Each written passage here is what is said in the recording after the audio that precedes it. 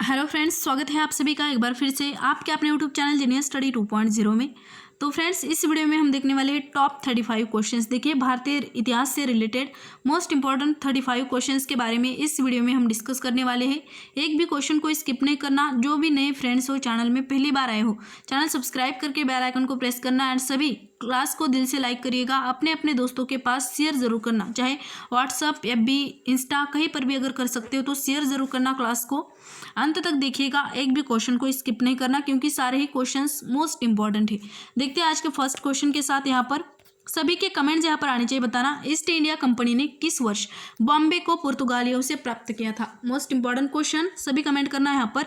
बताना, east India company ने किस वर्ष बॉम्बे को पुर्तगालियों से प्राप्त किया था। तो साथियों, करेक्ट आंसर आएगा यहाँ पर ऑप्शन बी। आप याद रखिएगा 1668 में। आप याद रखिएगा 27 मार्च 1668 को ईस्ट इंडिया कंपनी ने बॉम्बे को जो है पुर्तगालियों से प्राप्त किया था, मुक्त किया था। आगे देखते हैं क्वेश्चन, यहाँ पर कमेंट करना। बताना, भारतीय टंकन या कागजी मुद्रा अधिनियम किस वाइसराय ने पारित किया था। मोस्ट इंपॉर्टेंट क्वेश्चन, भारतीय टंकन या कागजी मुद्रा अधिनियम किस वाइसराय ने पारित किया था। तो साथियों, यहाँ पर करेक्ट आंसर आएगा लॉर्ड कर्जन। देखिए, ऑप्शन सी आप याद रखिएगा। और कब पारित किया गया था कागजी मुद्रा अधिनियम भारत में? 1899 में। आप याद रखिएगा 1899 में लॉर्ड कर्जन के द्वारा। आगे देखते हैं क्वेश्चन, यहाँ पर कमेंट करिएगा। बताना, भारतीय राष्ट्रीय कांग्रेस का 1896 का अधिवेशन निम्नलिखित में से किसके लिए विख्यात है। मोस्ट इंपॉर्टेंट क्वेश्चन, सभी ध्यान देना।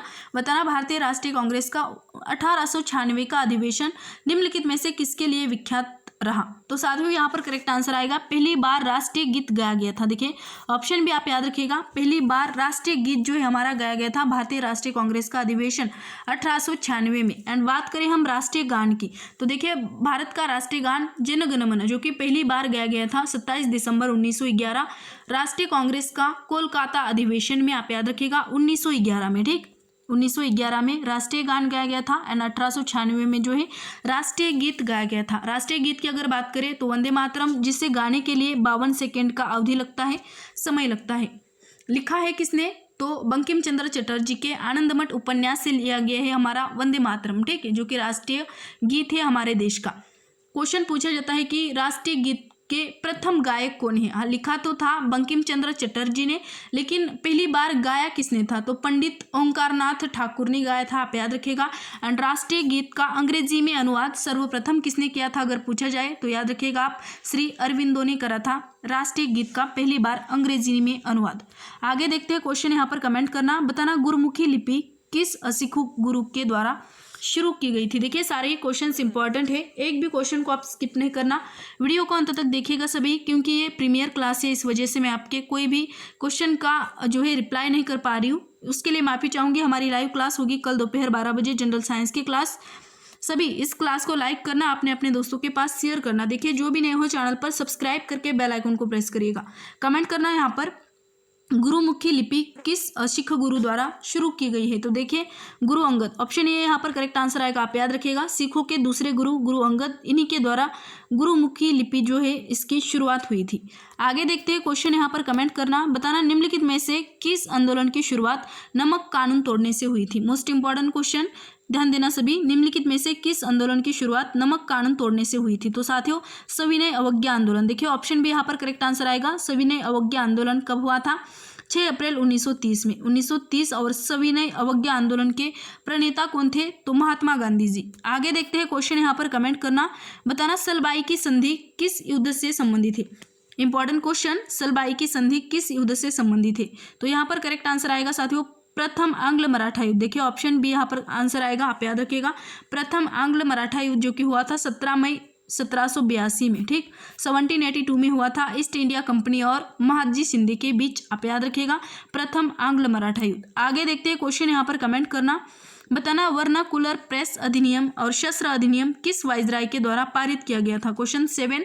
आंसर सभी के आने चाहिए साथियों, फटाफट से कमेंट करने हैं आपको। बताना, वर्नाकुलर प्रेस अधिनियम और शस्त्र अधिनियम किस वाइसराय के द्वारा पारित किया गया। तो लॉर्ड लीटन।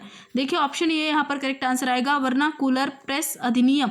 इसको पारित कब किया गया था? 1878 में किया था। आप याद रखिएगा। एंड भारतीय भाषा के समाचार पत्रों पर कड़ी नजर रखने के लिए एंड भारतीय भाषा को दबाने के लिए वर्नाकुलर प्रेस अधिनियम जो है पारित किया गया था लॉर्ड रीटन के द्वारा 1800 78 में। आगे देखते हैं क्वेश्चन, यहाँ पर कमेंट करना सभी। बताना रविंद्रनाथ टैगोर ने नाइटहुड की उपाधि किस वर्ष की गई थी। ध्यान देना, रविंद्रनाथ टैगोर को नाइटहुड की उपाधि जो है किस वर्ष दी गई थी, अंग्रेजों के द्वारा दी गई थी। यहाँ पर करेक्ट आंसर आएगा 1915 में। देखिए आप याद रखिएगा, नाइटहुड यानी सर की पदवी जो है अंग्रेजों के द्वारा दी गई थी रविंद्रनाथ टैगोर को 1915 में। एंड बाद में 13 अप्रैल 1919 में, देखिए 1919 में हुआ था ना हमारा जालियनवाला बाग हत्याकांड, और उसी के विरोध स्वरूप रविंद्रनाथ टैगोर ने अपनी नाइटहुड की उपाधि जो है अंग्रेजों को लौटा दी थी, वापस करी थी। आगे देखते हैं क्वेश्चन, यहाँ पर कमेंट करना। बताना निम्नलिखित में से किस गवर्नर जनरल को भारतीय प्रेस का मुक्तिदाता कहा जाता है। क्वेश्चन 9 यहाँ पर कमेंट करना सभी। बताना निम्नलिखित में से किस गवर्नर जनरल को भारतीय प्रेस का मुक्तिदाता कहा जाता है। तो यहाँ पर करेक्ट आंसर आएगा सर चार्ल्स मेटकाप। देखिए आप याद रखिएगा option B, sir Charles Metcalf यहाँ पर। आगे देखते हैं क्वेश्चन साथियों, कमेंट करना। बताना निम्नलिखित में से किस राज्य ने अंग्रेजों को मुक्त व्यापार के लिए सुनहरा फरमान जारी किया था। सारे ही क्वेश्चंस इंपॉर्टेंट है, ध्यान देना सभी। बताना निम्नलिखित में से किस राज्य ने अंग्रेजों को मुक्त व्यापार करने के लिए सुनहरा फरमान जारी किया था। तो गोलकुंडा। देखिए ऑप्शन सी यहाँ पर करेक्ट आंसर आएगा, आप याद रखिएगा गोलकुंडा यहाँ पर करेक्ट आंसर आएगा। आगे देखते हैं क्वेश्चन, कमेंट करना सभी। बताना बक्सर की लड़ाई के बाद बंगाल के नवाब की गद्दी पर किसे बिठाया गया। तो बक्सर की लड़ाई के बाद बंगाल के गद्दी पर जो है बैठाया गया था मीर जाफर को। देखिए ऑप्शन से यहाँ पर करेक्ट आंसर आएगा। बक्सर की लड़ाई हुई कब थी साथियों, बक्सर की लड़ाई हुई थी 1764 में, आप याद रखिएगा। एंड मीर जाफर जो है बाद में गद्दी पर बैठा था। आगे देखते हैं क्वेश्चन, यहाँ पर कमेंट करना। बताना 1946 में तेभागा आंदोलन किस वर्तमान राज्य से संबंधित है। मोस्ट इंपॉर्टेंट क्वेश्चन, जो कि 1946 में हुआ था तेभागा आंदोलन, और वर्तमान वेस्ट बंगाल राज्य से संबंधित है। याद रखिएगा ऑप्शन बी यहाँ पर तेभागा आंदोलन जो कि हुआ था 1946 में। ये जो है प्रसिद्ध किसान आंदोलन था। इस आंदोलन की अध्यक्षता करी थी, मतलब प्रमुख नेता रहे थे भवन सिंह, एंड वेस्ट बंगाल से संबंधित है, आप याद रखिएगा। आगे देखते हैं क्वेश्चन साथियों, कमेंट करना सभी। क्वेश्चन 13 यहाँ पर। बताना कांग्रेस ने किस अधिवेशन में पूर्ण स्वराज का प्रस्ताव पारित किया था। ध्यान देना सभी, यहाँ पर कांग्रेस ने किस अधिवेशन में पूर्ण स्वराज का प्रस्ताव पारित किया। तो साथियों यहाँ पर करेक्ट आंसर आएगा लाहौर अधिवेशन। ऑप्शन बी आप याद रखिएगा, लाहौर अधिवेशन सभी अच्छे से। इस अधिवेशन की अध्यक्षता करी थी किसने, तो जवाहरलाल नेहरू ने करी थी, आप याद रखना। एंड इसी अधिवेशन में कांग्रेस ने पूर्ण स्वराज की मांग करी थी, बिल्कुल। और ये अधिवेशन कब हुआ था, तो 1929 में। देखिए 31 दिसंबर 1929 में। आगे देखते हैं क्वेश्चन, यहाँ पर कमेंट करना। बताना निम्नलिखित में से भारतीय शिक्षा का मैग्ना कार्टा किसे कहा जाता है। भारतीय शिक्षा का मैग्ना कार्टा किसे कहा जाता है पूछा गया है। करेक्ट आंसर आएगा ऑप्शन ए, देखिए वुड्स डिस्पैच, आप याद रखिएगा ऑप्शन ए। अंग्रेजी शिक्षा का प्रचार करने के लिए 1854 में आप याद रखिएगा 1854 में जो है भारत के तत्कालीन गवर्नर जनरल लॉर्ड डलहौजी को एक पत्र लिखा था, किसने, चार्ल्स वुड ने, और उसी को वुड का घोषणा पत्र या फिर वुड्स डिस्पैच कहा जाता है, आप याद रखिएगा ऑप्शन ए। आगे देखते हैं क्वेश्चन, यहाँ पर कमेंट करिएगा सभी। क्वेश्चन 15 आंसर करना सभी यहाँ पर। बताना लॉर्ड रिपन ने हंटर आयोग का गठन किसके लिए किया था। Most important question, Lord Ripon ने हंटर आयोग का गठन किसके लिए किया था। तो देखिए भारत में शिक्षा सुधार के लिए। राइट आंसर आएगा ऑप्शन बी यहाँ पर, आप याद रखिएगा किसके लिए, तो भारतीय शिक्षा में सुधार के लिए, बिल्कुल ऑप्शन बी यहाँ पर करेक्ट आंसर आएगा। एंड कब, तो 1882 में। हंटर आयोग का गठन 1882 में हुआ था, आप याद रखिएगा बिल्कुल। आगे देखते हैं क्वेश्चन, यहाँ पर कमेंट करिएगा सभी। क्वेश्चन 16 बताना सुभाष चंद्र बोस ने अंतरिम सरकार की स्थापना कब की थी। ध्यान देना, सुभाष चंद्र बोस ने अंतरिम सरकार की स्थापना कब करी थी। तो साथियों यहाँ पर करेक्ट आंसर आएगा 1943। ऑप्शन से आप याद रखिएगा 1943 यहाँ पर। आगे देखते हैं क्वेश्चन, यहाँ पर कमेंट करना। बताना बक्सर की लड़ाई ईस्ट इंडिया कंपनी द्वारा किसके साथ लड़ी गई। मोस्ट इंपॉर्टेंट क्वेश्चन, बक्सर की लड़ाई अभी हमने देखा 1764 में लड़ी गई थी, और ईस्ट इंडिया कंपनी द्वारा किसके साथ लड़ी गई थी, तो पूछा गया है। यहाँ पर करेक्ट आंसर आएगा मीर कासिम, बिल्कुल ऑप्शन ए। और बक्सर की लड़ाई के बाद बंगाल के नवाब बने थे मीर जाफर। आगे देखते हैं क्वेश्चन, यहाँ पर कमेंट करना। बताना समुद्री व्यापार के संदर्भ में करताज व्यवस्था का उपयोग किसके द्वारा किया जाता था। मोस्ट इंपॉर्टेंट क्वेश्चन, समुद्री व्यापार के संदर्भ में करताज व्यवस्था का उपयोग किसके द्वारा किया जाता था। तो साथियों यहाँ पर करेक्ट आंसर आएगा पुर्तगालियों के द्वारा। याद रखिएगा ऑप्शन डी यहाँ पर, पुर्तगालियों के द्वारा करताज व्यवस्था का उपयोग जो है किया जाता था। आगे देखते हैं क्वेश्चन, यहाँ पर कमेंट करना। बताना पी मात्रा का नाम किस क्रांतिकारी संगठन की स्थापना से जुड़ा है। ध्यान देना, पी मात्रा का नाम किस क्रांतिकारी संगठन की स्थापना के साथ जुड़ा हुआ है? तो देखिए अनुशीलन समिति यहाँ पर करेक्ट आंसर आएगा ऑप्शन ए। ध्यान से यहाँ पर सभी जिनके भी आंसर रॉन्ग हो रहे सही करना। करेक्ट आंसर आएगा ऑप्शन ए अनुशीलन समिति, जिसकी स्थापना हुई थी 1902 में एंड संस्थापक कौन थे? सतीश चंद्र बासु। आगे देखते हैं क्वेश्चन यहाँ पर कमेंट करना, बताना भारतीय पुरातत्व विभाग को स्थायी संस्था कब बनाया गया? सारे ही क्वेश्चंस इंपॉर्टेंट है, कमेंट ध्यान से करना राइट आंसर। यहाँ पर आंसर अगर गलत हो रहा है तो कोई बात नहीं, बट उसको सही करके सही से याद रखिएगा आप। देखिए जो भी नए हो चैनल पर, पहली बार आए हो, चैनल सब्सक्राइब करके बेल आइकन को प्रेस करना एंड सभी दिल से लाइक करना क्लास को। राइट आंसर बताना है यहाँ पर आपको, भारतीय पुरातत्व विभाग को स्थायी संस्था कब बनाया गया? तो साथियों यहाँ पर करेक्ट आंसर आएगा हमारा ऑप्शन सी। देखिए 1906 में, आप याद रखिएगा 1906 भारतीय पुरातत्व विभाग, इसकी स्थापना कब हुई थी? 1861 में हुई थी एंड स्थायी संस्था बनाया गया था 1906 में। आगे देखते हैं क्वेश्चन यहाँ पर कमेंट करना, बताना ढाका में स्थित एहसान मंजिल पैलेस किस कारण प्रसिद्ध है? ध्यान देना, ढाका में स्थित एहसान मंजिल पैलेस जो है किसके लिए प्रसिद्ध है? तो देखिए यहाँ पर करेक्ट आंसर आएगा मुस्लिम लीग की स्थापना के लिए। ऑप्शन ए आप याद रखिएगा, मुस्लिम लीग की स्थापना के लिए। देखिए मुस्लिम लीग की स्थापना 1906 में हुई थी। बांग्लादेश की राजधानी ढाका में किसने करी थी? सलीमुल्लाह और आगा खान ने करी थी। एंड बांग्लादेश की अगर बात करें तो राजधानी ढाका, वहाँ की करेंसी है टका, बांग्लादेशी टका जो है बांग्लादेश की करेंसी है। बांग्लादेश के प्राइम मिनिस्टर शेख हसीना, जो कि चौथी बार लगातार बांग्लादेश की प्राइम मिनिस्टर बनी है, उनकी उम्र है अभी 72 ईयर्स। ठीक है, आप याद रखिएगा। रिकॉर्ड में 5वीं बार बांग्लादेश की पीएम एंड लगातार चौथी बार। आगे देखते हैं क्वेश्चन यहाँ पर कमेंट करिएगा सभी, बताना किस समाजवादी नेता ने जेल से भागकर भारत छोड़ो आंदोलन में हिस्सा लिया था? इंपॉर्टेंट क्वेश्चन, सभी कमेंट करना है यहाँ पर, बताना किस समाजवादी नेता ने जेल से भागकर भारत छोड़ो आंदोलन में हिस्सा लिया था? तो साथियों करेक्ट आंसर आएगा यहाँ पर ऑप्शन ए। देखिए राम मनोहर लोहिया, सभी याद रखिएगा राम मनोहर लोहिया यहाँ पर।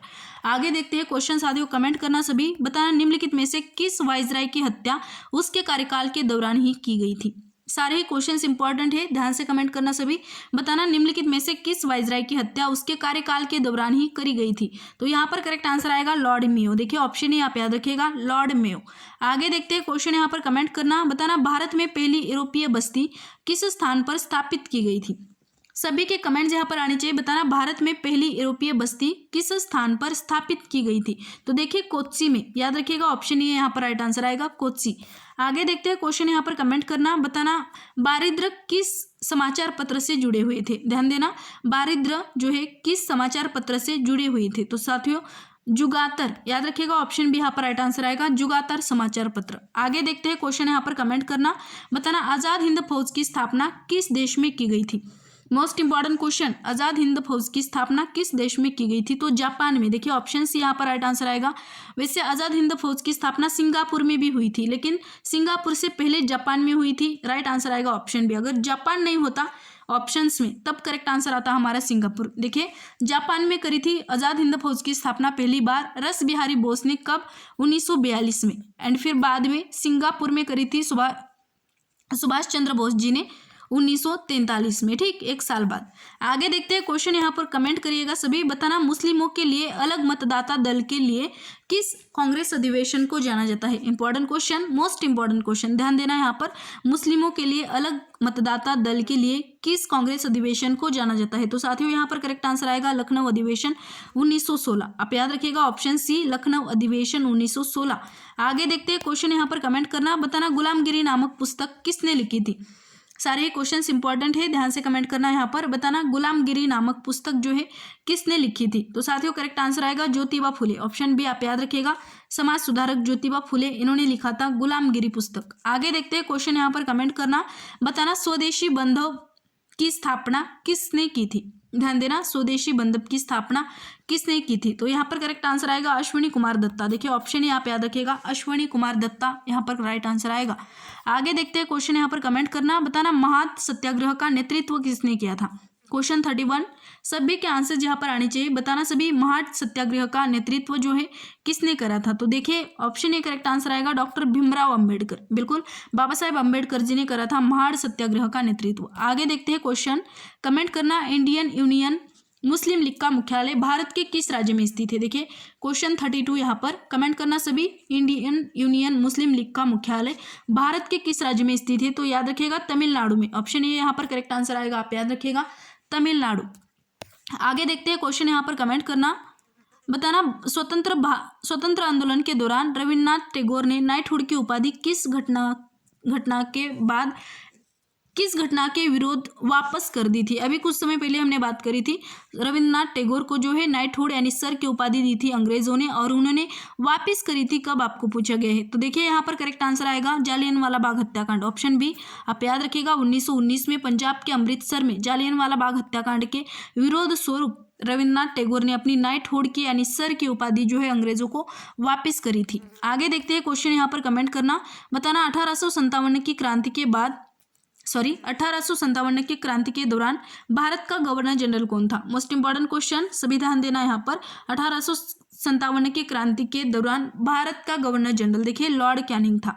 राइट आंसर आएगा ऑप्शन ए, आप याद रखिएगा लॉर्ड कैनिंग यहाँ पर। आगे देखते हैं क्वेश्चन, आंसर करना, निम्नलिखित में से किससे मराठा मैकियावेली कहा जाता है। देखिए निम्नलिखित में से किसे जो है मराठा मैकियावेली यानी मराठों का मैकियावेली कहा जाता था। तो देखिए यहाँ पर राइट आंसर आएगा नाना फडणवीस, आप याद रखिएगा ऑप्शन ए नाना फडणवीस। इन्हीं के बदौलत जो है, इन्हीं के दूरदृष्टि और कूटनीति के बदौलत पानीपत के युद्ध, तीसरा पानीपत का युद्ध जो मराठा हार चुके थे, उसके बाद भी मराठा जो है पुनः खड़े हो पाए थे नाना फडणवीस की वजह से ही।